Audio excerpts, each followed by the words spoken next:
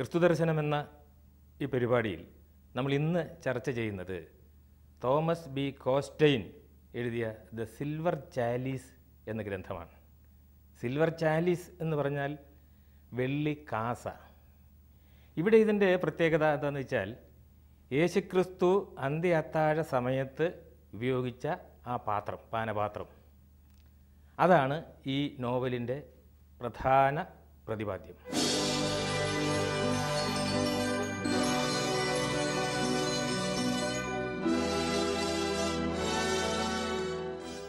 ഈ നോവലിന് നാം ഈ പരിപാടിയിൽ നേരത്തെ പരിചയപ്പെട്ട ഒരു പുസ്തകവുമായിട്ട് ഒരു സാമ്യമുണ്ട്.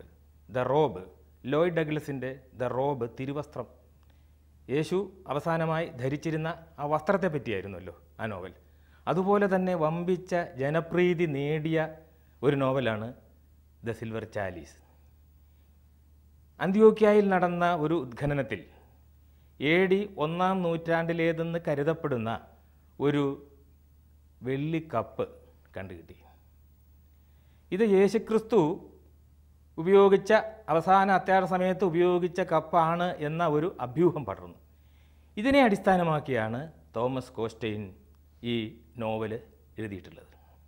അപ്പം അതിനുവേണ്ടി അദ്ദേഹം ഒരുപാട് ഗവേഷണങ്ങൾ നടത്തിയിട്ടുണ്ട്. AD 1-ാം നൂറ്റാണ്ടിലെ ക്രൈസ്തവ സമൂഹം എങ്ങനെ ജീവിച്ചു, എങ്ങനെ സ്നേഹിച്ചു, എന്തൊക്കെ സഹിച്ചു എന്നതിൻ്റെ വളരെ ഭാവനാത്മകമായിട്ടുള്ള ഒരു ചിത്രം ഈ നോവലിൽ ആവിഷ്കരിക്കാൻ അദ്ദേഹത്തിന് കഴിഞ്ഞിട്ടുണ്ട്.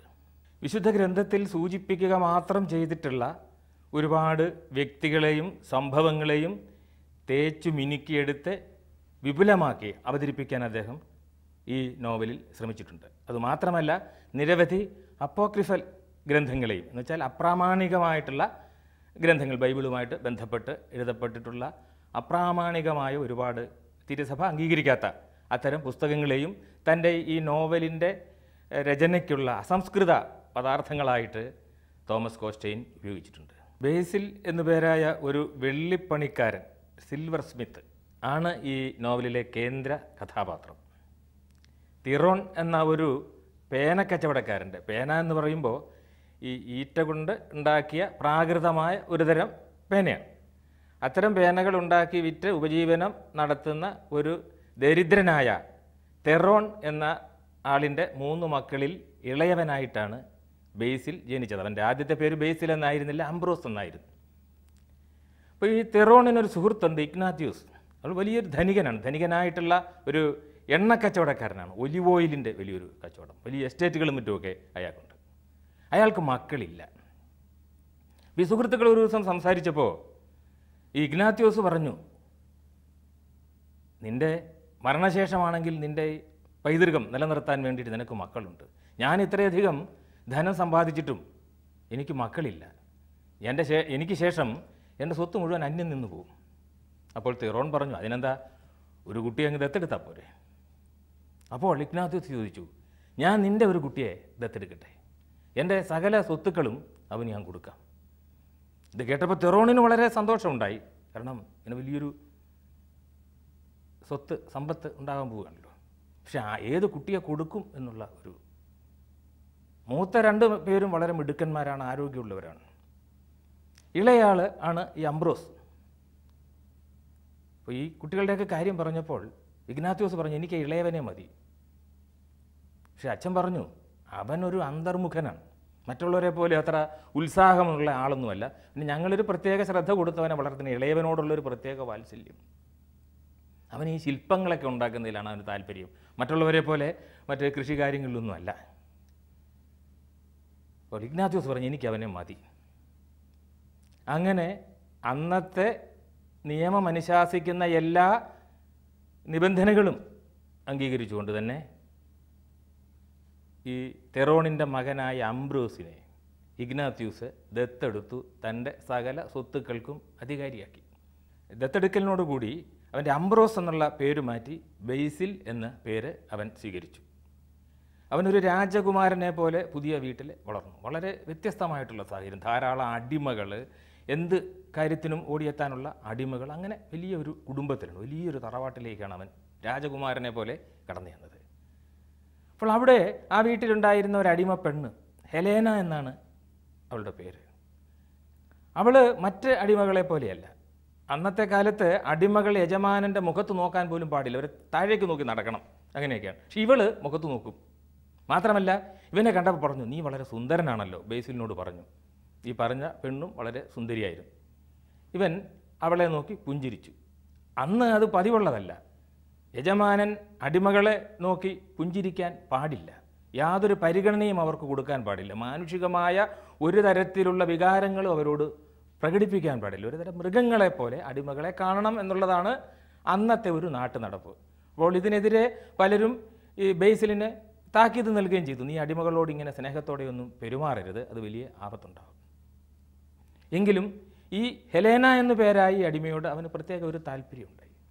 പക്ഷേ ഒരു ദിവസം ഹെലേന ഒളിച്ചോടിപ്പോയി. ഇഗ്നാത്യോസിൻ്റെ വീട്ടിൽ ബേസിൽ 6-7 വർഷം ജീവിച്ചു. അങ്ങനെ ഇരിക്കെ ഇഗ്നാത്യോസിന് രോഗം പിടിച്ചു. അദ്ദേഹം മരണശയ്യയിലായി. അയാൾ ബേസിലിനെ അടുത്ത് വിളിച്ച് പറഞ്ഞു, നിന്നെ ഈ എസ്റ്റേറ്റ് നടത്തിക്കൊണ്ടു പോകാനുള്ള ഒരു കാര്യങ്ങളും പഠിപ്പിക്കാൻ ഞാൻ ഓർത്തില്ല, എനിക്കതിന് സമയം കിട്ടിയില്ല. ഇപ്പോഴാകട്ടെ സമയം വളരെ കടന്നു പോവുകയും ചെയ്തു, നീ ആലോചിച്ചിട്ട് കാര്യമില്ല. അങ്ങനെ ദുഃഖിതനായിട്ട് ഇഗ്നാത്യോസ് മരിച്ചു.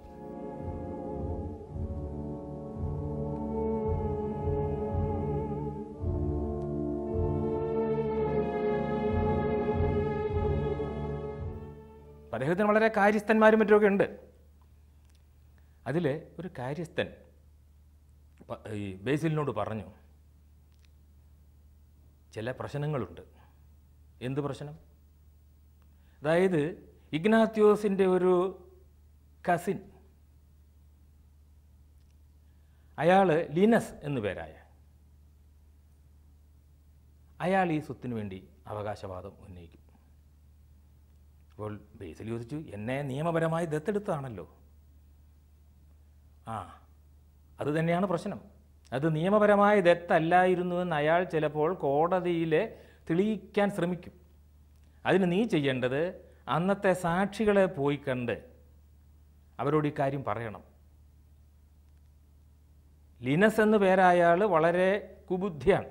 അയാൾ ഇവരൊക്കെ കൈക്കൂലി കൊടുത്തെന്നിരിക്കും. മാത്രമല്ല ഇപ്പോഴത്തെ ജഡ്ജി തന്നെ വലിയൊരു അഴിമതിക്കാരനാണ്. അയാൾക്കും പോയി ചെന്ന് കണ്ട് എന്തെങ്കിലും ഒരു കൈക്കൂലി കൊടുക്കണം. ലിനസ് കൊടുക്കുന്നതിനേക്കാൾ കൂടുതലായൊരു കൈക്കൂലി. അപ്പോൾ ബേസിൽ പറഞ്ഞു, സത്യം പറയാൻ കൈക്കൂലി കൊടുക്കണോ? അതിന് ഞാനില്ല. ഏതായാലും പ്രതീക്ഷിച്ചിരുന്നത് പോലെ തന്നെ ലിനസ് കോടതിയിലെത്തി. അതായത് ഇഗ്നാത്യോസ് പണ്ട് നടത്തിയിരുന്നത് നിയമപരമായ ഒരു ദത്തെടുക്കലല്ല, ഇവനെ അടിമയായിട്ട് വാങ്ങുകയാണ് ഉണ്ടായത്, വിലയ്ക്ക് വാങ്ങുകയാണ് ഉണ്ടായത് എന്ന് കൈക്കൂലി കൊടുത്തുണ്ടാക്കിയ സാക്ഷികളെ കൊണ്ട് ആ ദത്തെടുക്കൽ സമയത്ത് ഉണ്ടായിരുന്ന പല സാക്ഷികൾക്കും അവിടെ ഹാജരാവാൻ കഴിഞ്ഞില്ല. ഹാജരായവരെ അയാൾ കൈക്കൂലി കൊടുത്ത് മാറ്റുകയും ചെയ്തു. ജഡ്ജിക്കും വലിയ തുക കൈക്കൂലി കൊടുത്തു. അങ്ങനെ അത് നിയമപരമായൊരു ദത്തായിരുന്നില്ല എന്ന് സ്ഥാപിക്കാൻ ലിനസിന് കഴിഞ്ഞു. അങ്ങനെ ബേസിൽ ആ വീട്ടിൽ നിന്ന് പുറത്തായി.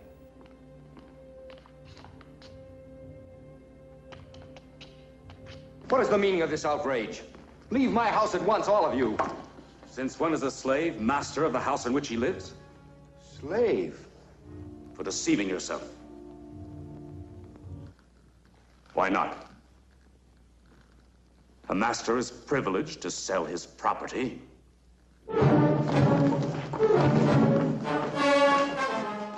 ബേസിലിനെ അടിമയായി മറ്റൊരു വെള്ളിപ്പണിക്കാരന് വിറ്റു. സോസ്തനി എന്നു പേരായ ഒരു വെള്ളിപ്പണിക്കാരൻ്റെ അടിമയായി പിന്നീട് ബേസിലിന് കഴിയേണ്ടി വന്നു. അവിടെ യാതൊരു തരത്തിലുള്ള സൗകര്യങ്ങളും ഇവന് ചെയ്തു കൊടുത്തില്ല. ഇവൻ ഉണ്ടാക്കുന്ന കരകൗശല വസ്തുക്കൾ വലിയ വിലയ്ക്ക് വിൽക്കുകയാണ് അവരുടെ ജോലി. അപ്പോൾ ഇവൻ്റെ ഈ പ്രസിദ്ധി നാടെങ്ങും പരന്നു. ഇവൻ ഉണ്ടാക്കുന്ന വസ്തുക്കളൊക്കെ അതിമനോഹരങ്ങളാണ്. സ്വർണത്തിലും വെള്ളിയിലും ഇവൻ ഉണ്ടാക്കുന്ന വസ്തുക്കൾക്ക് വലിയ ഡിമാൻഡാണ്. എങ്കിലും യാതൊരു തരത്തിലുള്ള ശരിയായ ഭക്ഷണമില്ല, കിടക്കാൻ സ്ഥലമില്ല, കിടക്കയില്ല, വസ്ത്രം പോലുമില്ല. ഒരു വസ്ത്രം കൊണ്ടാണ് ഇവൻ 2 കൊല്ലത്തോളം അവിടെ ജീവിച്ചത്. അങ്ങനെ ഇരിക്കെ ബേസിലിന് ഒരു കത്ത് കിട്ടി. അവിടുത്തെ ഒരു പരിചാരിക കൊണ്ട് വളരെ രഹസ്യമായിട്ട് കൊടുത്തതാണ്.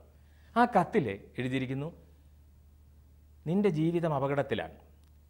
നീ ജീവിച്ചിരിക്കുന്നത് ലിനസിന് ബുദ്ധിമുട്ടുണ്ടാക്കുന്നുണ്ട്. കാരണം കള്ളമാർഗത്തിലൂടെയാണ് അയാൾ ഈ സ്വത്ത് മുഴുവൻ അടിച്ചു മാറ്റിയത്. അതുകൊണ്ട് ഏത് നിമിഷവും ലിനസ് നിന്നെ അപായപ്പെടുത്താൻ ശ്രമിക്കും. അതുകൊണ്ട് ഇവിടുന്ന് എത്ര വേഗം രക്ഷപ്പെടുക എന്ന ഒരു കത്താണ്. ഇതാരാണ് അയച്ചതെന്നൊന്നും ബേസിലിന് മനസ്സിലാവുന്നില്ല. എങ്കിലും ബേസിൽ അന്ന് മറ്റൊന്നും ആവാത്തത് കൊണ്ട് അവൻ പ്രാർത്ഥിച്ചു. അവനറിയാവുന്ന ദൈവങ്ങളോട് അവൻ പ്രാർത്ഥിച്ച്, എന്നെ രക്ഷിക്കണം, ഞാനിങ്ങനെ ഒരവസ്ഥയിൽപ്പെട്ടിരിക്കുന്നു. പിറ്റേന്ന് ഈ വെള്ളിപ്പണിക്കാരൻ്റെ വീട്ടിൽ ഒരു സന്ദർശകൻ വന്നു. സുവിശേഷകനായ ലൂക്കോസ്, സെയിൻറ്റ് ലൂക്ക് എന്ന് നമ്മളിന്ന് വിളിക്കുന്ന ലൂക്ക സുവിശേഷകൻ. അദ്ദേഹം യേശുവിനെ പറ്റി അപ്പോഴേക്കും പലതും എഴുതി കഴിഞ്ഞിരുന്ന ആളാണ്. അദ്ദേഹം അവിടെ വന്നത് ഒരാളുടെ സന്ദേശവുമായിട്ടാണ്.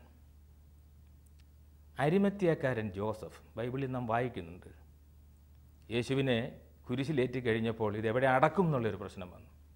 അപ്പോൾ അരിമത്യാക്കാരനായിട്ടുള്ള ജോസഫ് അദ്ദേഹം തനിക്ക് വേണ്ടി തന്നെ തീർത്ത കല്ലറയിൽ യേശുവിനെ അടക്കാനായിട്ട് തയ്യാറായി എന്നുള്ളതാണ്. ഈ അരിമത്യാക്കാരൻ ജോസഫ് ഈ നോവലിൽ നിറഞ്ഞു നിൽക്കുന്നൊരു കഥാപാത്രമാണ്.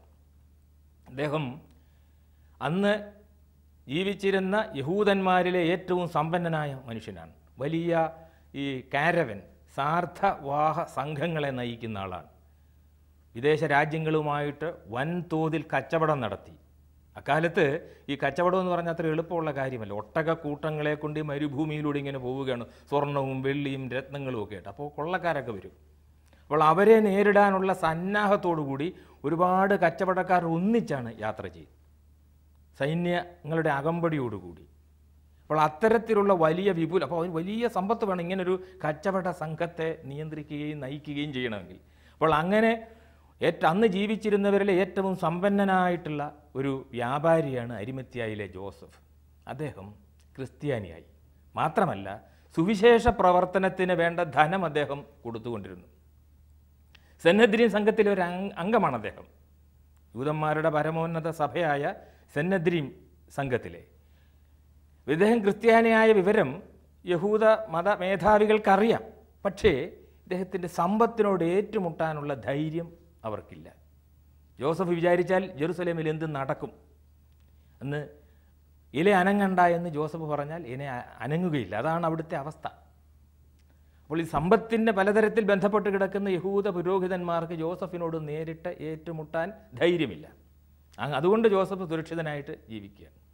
അപ്പോൾ അദ്ദേഹത്തിൻ്റെ സന്ദേശവുമായിട്ടാണ് വിശുദ്ധ ലൂക്കോസ് ബേസിലിനെ തേടിയെത്തുന്നത്. വിശുദ്ധ ലൂക്കോസ് തൊഴിലുകൊണ്ട് ഒരു ഡോക്ടറാണ്, വൈദ്യൻ. അദ്ദേഹം വന്നത് ബേസിലിനെ അടിമത്തത്തിൽ നിന്ന് മോചിപ്പിച്ച് ജെറുസലേമിലേക്ക് കൊണ്ടുപോകാനാണ്. രോഗി ഇച്ഛിച്ചതും പാല്, വൈദ്യൻ കൽപ്പിച്ചതും പാല് എന്നതുപോലെയായി ബേസിലിൻ്റെ അവസ്ഥ. അങ്ങനെ തൻ്റെ ഉടമസ്ഥരിൽ നിന്ന് സ്വസ്ഥനി എന്നു പേരായ ആ വെള്ളിപ്പണിക്കാരൻ, അയാളേക്കാൾ ക്രൂരയാണ് അയാളുടെ ഭാര്യ, ഇവർക്ക് വലിയൊരു തുക പ്രതിഫലം കൊടുത്ത് ബേസിലിൻ്റെ സ്വാതന്ത്ര്യം വിശുദ്ധ ലൂക്കോസ് വാങ്ങി. അത് കൃത്യമായ രേഖകളും ഉണ്ടാക്കിയിട്ടാണ് അദ്ദേഹം ഈ ഏർപ്പാട് നടത്തുന്നത്. എന്നിട്ട് അരിമത്യാക്കാരൻ ജോസഫിൻ്റെ വളരെ ദൂരം സഞ്ചരിക്കാനുണ്ട്. അന്ത്യോക്യായിൽ നിന്ന് ജെറുസലേമിലേക്ക് വളരെ ദിവസത്തെ യാത്രയുണ്ട്. അങ്ങനെ ഒരൊട്ടക സംഘത്തിൻ്റെ ഒപ്പം ബേസിലിനെ വിശുദ്ധ ലൂക്കോസ് ജെറുസലേമിലേക്ക് അയച്ചു. അങ്ങനെ അദ്ദേഹം വളരെ ദിവസത്തെ യാതനാപൂർണമായ യാത്രയ്ക്ക് ശേഷം ബേസിൽ അരിമത്യാക്കാരൻ ജോസഫിൻ്റെ ആ കൊട്ടാര സദൃശമായ വീട്ടിൽ എത്തിച്ചേർന്നു. അവിടെ ബേസിലിനൊരു ജോലി കിട്ടി. അതായത് ഈ ജോസഫിൻ്റെ ഒരു ബെസ്റ്റ് എന്ന് പറഞ്ഞാൽ ഒരു അർദ്ധകായ പ്രതിമ ഉണ്ടാക്കണം. അപ്പം അതിൻ്റെ മോഡൽ അവനുണ്ടാക്കി. അത് ജോസഫിന് വളരെ ഇഷ്ടമായി. താമസിയാതെ വിശുദ്ധ ലൂക്കോസും അവിടെ എത്തിച്ചേർന്ന് ലൂക്കോസിനോട് വളരെ അഭിനന്ദനത്തോടുകൂടി തന്നെ ജോസഫ് പറഞ്ഞു, നിങ്ങൾ നല്ലൊരു കലാകാരനെയാണ് എനിക്ക് കൊണ്ട് തന്നിരിക്കുന്നത്. അപ്പോൾ ഈ സമയത്ത് ജെറുസലേമിലെ ക്രിസ്ത്യാനികളുടെ അവസ്ഥ വളരെ പരിതാപകരമാണ്. ജോസഫിനെ പോലെയുള്ള ധനികരുടെ പിന്തുണയുണ്ടെങ്കിലും ക്രിസ്ത്യാനികൾ വളരെ ഭീതിയിലാണ് കഴിയുന്നത്. ക്രിസ്ത്യാനിയാണ് എന്ന് മറ്റുള്ളവർ അറിയുന്നത് തന്നെ അപകടകരമായൊരു കാര്യം. ഒരു ക്രിസ്ത്യാനിയെ കണ്ടാൽ ചില രഹസ്യ വാക്കുകൾ കൈമാറിയിട്ടാണ് അവർ പരസ്പരം അഭിവാദനം ചെയ്യുന്നത്. സംശയമുണ്ടെങ്കിൽ ഒരാളെ കണ്ടാൽ ഉടനെ ക്രിസ്തു ഉയർത്തെഴുന്നേറ്റു എന്ന് പറയും. അപ്പോൾ മറ്റേയാൾ അതിൻ്റെ മറുപടിയായിട്ട് പറയേണ്ടത് അവൻ ദൈവത്തിൻ്റെ വലതുഭാഗത്തിരിക്കുന്നു. ഈ ചോദ്യവും അല്ലെങ്കിൽ ഈ വാക്യവും അതിൻ്റെ പ്രതിവാക്യവും ഉണ്ടെങ്കിൽ ഇത് ക്രിസ്ത്യാനികളാണ് എന്ന് ഊഹിക്കാം. അപ്പോൾ അവർ പ്രാർത്ഥനാ യോഗങ്ങൾ നടത്തുന്നുണ്ട്. ഇതൊക്കെ വളരെ രഹസ്യമായിട്ടാണ്, പരസ്യമായിട്ട് ഇതൊന്നും നടത്താൻ പാടില്ല. ഒരു ഭാഗത്ത് യഹൂദരെ, മറുഭാഗത്ത് റോമൻ പട്ടാളക്കാർ. ഇതിലൊക്കെ പോരാഞ്ഞിട്ട് യഹൂദന്മാർക്കിടയിൽ ഒരു തീവ്രവാദി സംഘമുണ്ട്, സീലോട്ടുകൾ എന്ന് പറഞ്ഞ്. AD 63 മുതൽ പ്രവർത്തനം ആരംഭിച്ച ഒരു തീവ്രവാദി സംഘടനയാണ് സീലോട്ടുകൾ എന്ന് പറയുന്നത്. അവരുടെ ആദിമ ലക്ഷ്യം റോമക്കാരെ കഴുത്തറുത്ത് കൊല്ലുക എന്നുള്ളതാണ്. എവിടെയെങ്കിലും ഒരു റോമൻ പട്ടാളക്കാരനെ കണ്ടാൽ അവൻ്റെ കഴുത്തറുത്തിട്ട് അവർ യൂതന്മാരുടെ ഇടയിൽ ഓടിക്കും. യൂതന്മാരാരും ഇവരെ ഒറ്റുകൊടുക്കുകയില്ല. അപ്പോൾ ഇങ്ങനെ ഇത്രയും പേരുടെ ഇടയ്ക്ക് ശ്വാസം മുട്ടി കഴിയുകയാണ് ഈ ക്രിസ്ത്യാനികൾ. മാത്രമല്ല, ധാരാളം അടിമകൾ ക്രിസ്തുമതത്തിലേക്ക്. ആദ്യം യഹൂദന്മാർ ക്രിസ്തുമതത്തിൽ ചേർന്നു. പക്ഷെ വിശുദ്ധ പോൾ ഇടപെട്ടതോടുകൂടി വിജാതീയരുടെ ഇടയിൽ ക്രിസ്തുമതം പ്രചരിപ്പിച്ചു. അങ്ങനെ ധാരാളം അടിമകളും വിജാതീയരും ക്രിസ്തുമതത്തിലേക്ക് വന്നു. അപ്പോൾ ഇതൊരു ക്രിസ്തുമതത്തിൽ തന്നെ ചെറിയൊരു പ്രശ്നം ഉണ്ടാക്കി. കാരണം ഈ ആഢ്യന്മാരായിട്ടുള്ള ക്രിസ്ത്യാനികൾ, യഹൂദന്മാർ, അവർക്ക് ഈ അടിമകളെ അംഗീകരിക്കാൻ പ്രയാസമുണ്ട്. നമ്മൾ എല്ലാ കാലത്തും കാണുന്നതാണ്. താണജാതിയിൽ നിന്ന് മതപരിവർത്തനം ചെയ്തു വരുന്ന ആളുകളോട് ഒരു അകൽച്ച, അത് ഇവിടെ ഉണ്ടായിരുന്നു. അപ്പോൾ അത് ഈ ക്രിസ്ത്യാനികൾക്കിടയിൽ തന്നെ ചില പ്രശ്നങ്ങൾക്ക് കാരണമായിരിക്കുന്ന ഒരു ഘട്ടം. ഈ വിദ്വേഷത്തെ വളരെ വലുതാക്കാൻ വേണ്ടിയിട്ട്, ആളിക്കത്തിക്കാൻ വേണ്ടിയിട്ട് സീലോട്ടുകളും യഹൂദന്മാരും ശ്രമിച്ചുകൊണ്ടിരിക്കുന്ന ഒരു കാലാവസ്ഥയിലാണ്. ഏതായാലും വിശുദ്ധ പോളും അതുപോലെ ലൂക്കോസും ഒക്കെ അരിമത്യാക്കാരൻ ജോസഫിൻ്റെ വീട്ടിൽ വന്നു. അപ്പോൾ പോളിനെ കൊല്ലാൻ വേണ്ടിയിട്ട് യഹൂദന്മാർക്ക് ഏറ്റവും അധികം ശത്രുത സെയിൻറ്റ് പോളിനോടാണ്. കാരണം അദ്ദേഹത്തിൻ്റെ പ്രസംഗം കേൾക്കാൻ ദൂരദേശത്ത് നിന്നും ആളുകൾ ഓടിക്കൂടുകയാണ്. കാരണം ഒരുതരം തീ പിടിക്കുന്ന പ്രസംഗമാണ് സെയിൻറ്റ് പോളിൻ്റെ. ആളുകൾ കൂട്ടമായിട്ട് പോളിനെ കേൾക്കാൻ വേണ്ടിയിട്ട് വരുന്നുണ്ട്. അപ്പോൾ സെയിൻറ്റ് പോൾ വന്നിട്ടുണ്ടെന്ന് അറിഞ്ഞു കഴിഞ്ഞാൽ സീലോട്ടുകളും വരും. എവിടെ കണ്ടാലും തട്ടിക്കളയണം എന്ന് പറഞ്ഞിട്ടാണ് സീലോട്ടുകൾ നടക്കുന്നത്. അങ്ങനെ ഇവർ അരിമത്യാക്കാരൻ ജോസഫിൻ്റെ വീട്ടിൽ വന്നു. അപ്പോൾ ജോസഫ് വൃദ്ധനാണ്, മരിക്കാറായ ആളാണ്. എങ്കിലും അദ്ദേഹം മിക്ക സമയത്തും അദ്ദേഹം കിടപ്പാണ്. അദ്ദേഹം ഇവരെ വിളിച്ചു പറഞ്ഞു, ഞാൻ ഈ കലാകാരനെ കൊണ്ടുവന്നത് എൻ്റെ ഈ പ്രതിമ ഉണ്ടാക്കാൻ വേണ്ടിയിട്ടൊന്നുമല്ല, അതൊരു പരീക്ഷണം മാത്രമായിരുന്നു. എനിക്ക് മറ്റൊരു വലിയൊരു ദൗത്യമുണ്ട്. ആ ദൗത്യം എന്ന് വെച്ചാൽ ഞാനൊരു വസ്തു നിങ്ങളെ കാണിക്കാം എന്ന് പറഞ്ഞ് അദ്ദേഹം തൻ്റെ കട്ടിലിൻ്റെ ഒരു രഹസ്യ അറയിൽ സൂക്ഷിച്ചിരുന്ന ഒരു വസ്തു പുറത്തെടുത്തു. അതൊരു വെള്ളിക്കപ്പാണ്. ഒരു പ്രത്യേകതയുമില്ലാത്ത ഒരു സാധാരണ വെള്ളിക്കപ്പ്. പക്ഷെ ജോസഫ് പറഞ്ഞു, ഈ കപ്പ് യേശുക്രിസ്തു അവസാനമായി ഉപയോഗിച്ച കപ്പാണ്, ശിഷ്യന്മാർക്കിടയിൽ കൊടുത്ത കപ്പാണ്. നിങ്ങൾ ഇതിൽ നിന്ന് വാങ്ങി പാനം ചെയ്യുവിനെന്ന് പറഞ്ഞ് ശിഷ്യന്മാർക്ക് കൊടുത്ത കപ്പാണ്. ഇത് കേട്ടപ്പോഴേക്കും ലൂക്കോസും ഒക്കെ വളരെ വിസ്മയസ്തബ്ധരായി. ഈ കപ്പിന് എന്ത് സംഭവിച്ചിരിക്കാം എന്ന് അത്ഭുതപ്പെട്ട് നടക്കുകയായിരുന്നു വിശുദ്ധ ലൂക്കോസും അതുപോലെയുള്ള ശിഷ്യന്മാരും.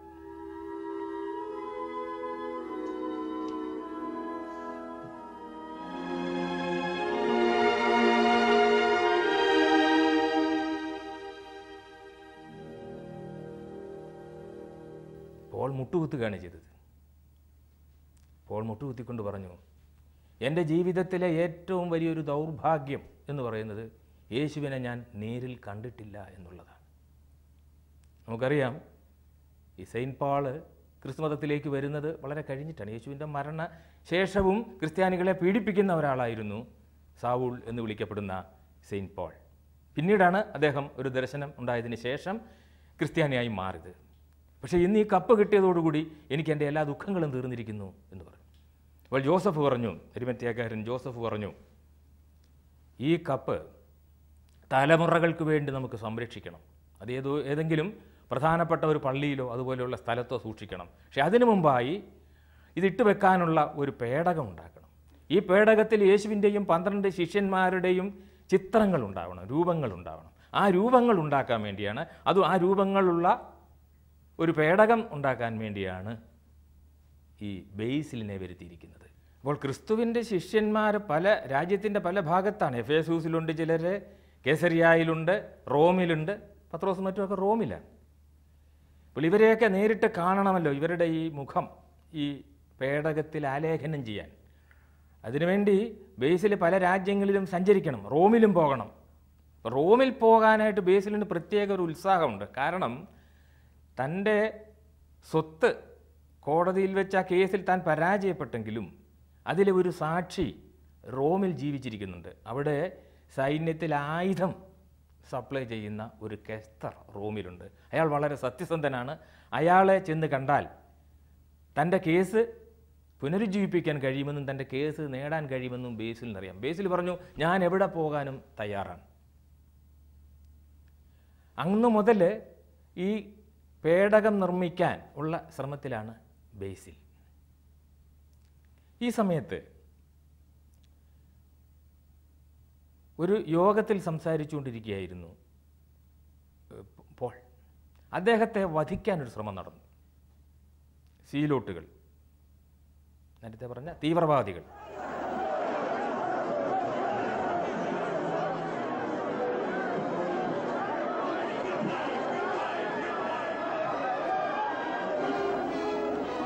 അവിടുന്ന് അദ്ദേഹം കഷ്ടിച്ച് രക്ഷപ്പെട്ടത് റോമൻ സൈനികർ അവിടെ ഇടപെടുകയും പോളിനെ അറസ്റ്റ് ചെയ്തുകൊണ്ട് പോവുകയും ചെയ്തു. അപ്പോൾ ഇത് കണ്ടു നിന്ന അരിമത്യാക്കാരൻ ജോസഫിൻ്റെ പൗത്രി, അതായത് മകൻ്റെ മകൾ ഡെബോറ, അവൾ ക്രിസ്ത്യാനിയാണ്.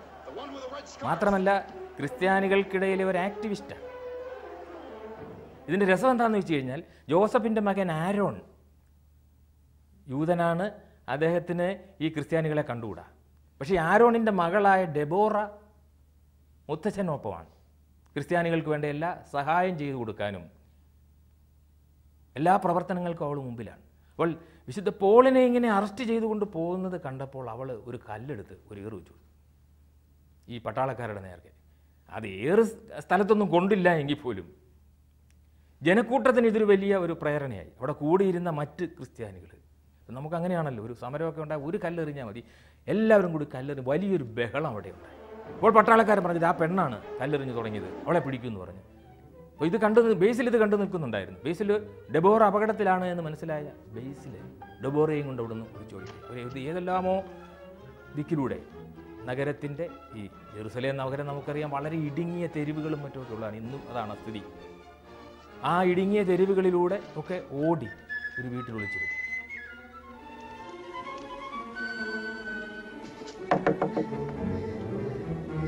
There are many Christians in the valley.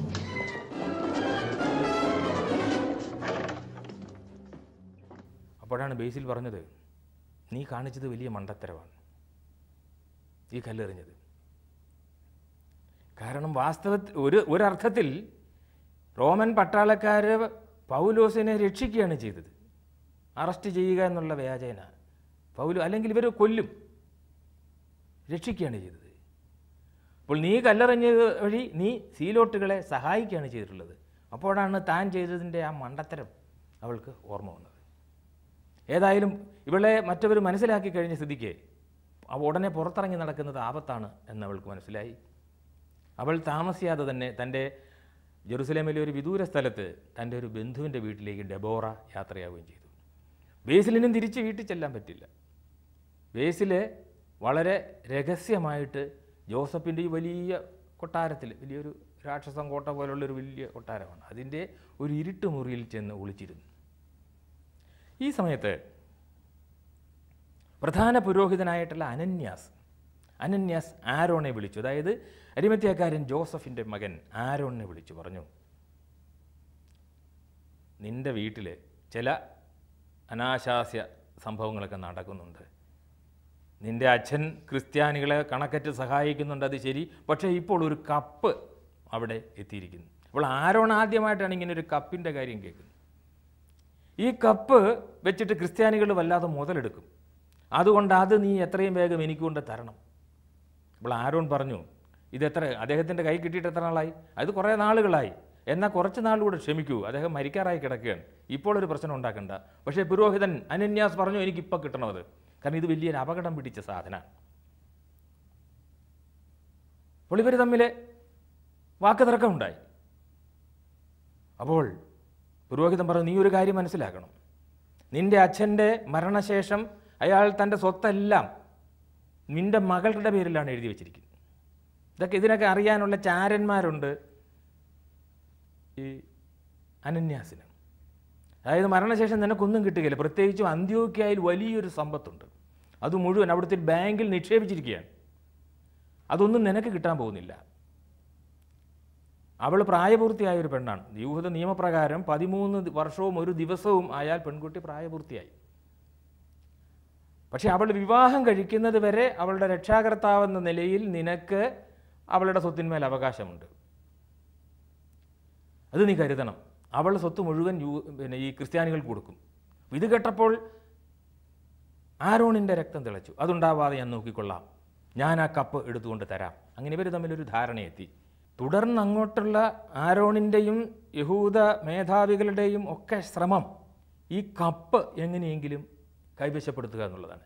ഈ കപ്പ് എങ്ങനെയെങ്കിലും സംരക്ഷിക്കുക എന്നുള്ളതാണ് ക്രിസ്ത്യാനികളുടെ ലക്ഷ്യവും. ഈ കപ്പിൻ്റെ തുടർന്നുള്ള കഥ അടുത്ത എപ്പിസോഡിൽ നമുക്ക് കാണാം.